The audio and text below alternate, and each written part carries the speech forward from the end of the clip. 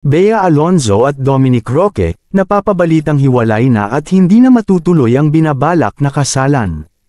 Kumalat sa social media ang balitang malungkot si Bea Alonzo ngayon, dahil hindi sila in good terms ng boyfriend niyang si Dominic Roque.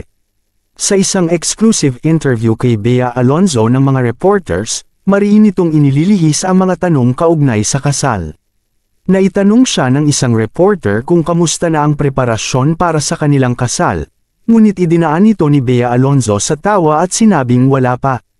Para naman kay Bea Alonzo, ayaw niya munang pag-usapan ang tungkol sa kanilang kasal at sinabing magsasalita siya sa panahon na handa na siya. Matatandaang noong July 18 ng nakaraang taon ay nag-propose sa kanya ang boyfriend at masayang-masaya sila na ibinahagi sa publiko ang balita. Sa tuwing matatanong nga si Bea Alonzo ng tungkol sa kasalan ay sobrang excited nito. Taliwas ito sa nakita ng media sa kanyang recent interviews. Ayon sa isang Facebook post, matagal nang hindi nagkakaintindihan sina Bea Alonzo at Dominic Roque. May pinag-awayan daw ang dalawa na siyang naging dahilan ng kanilang hiwalayan. Mapapansin mo din sa Instagram account ni Dominic Roque, na kanyang isinirado at ginawang pribado ang comment section. Si Bea Alonzo naman ay may isang cryptic post na nagsasabing love yourself.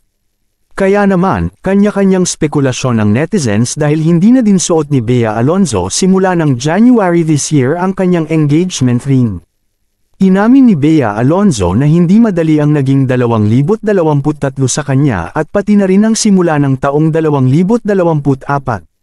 Sinabi ng dalaga na hayaan muna sila ni Dominic Roque sa ngayon, at ayaw niyang magkwento patungkol sa kanilang kasalan. Nalulungkot naman ang mga fans ng dalawa at sinabing sana ay maayos pa nila ang kanilang di pagkakaintindihan. Sa ngayon, busy si Bea Alonzo sa bagong proyekto at busy sa negosyo si Dominic Roque.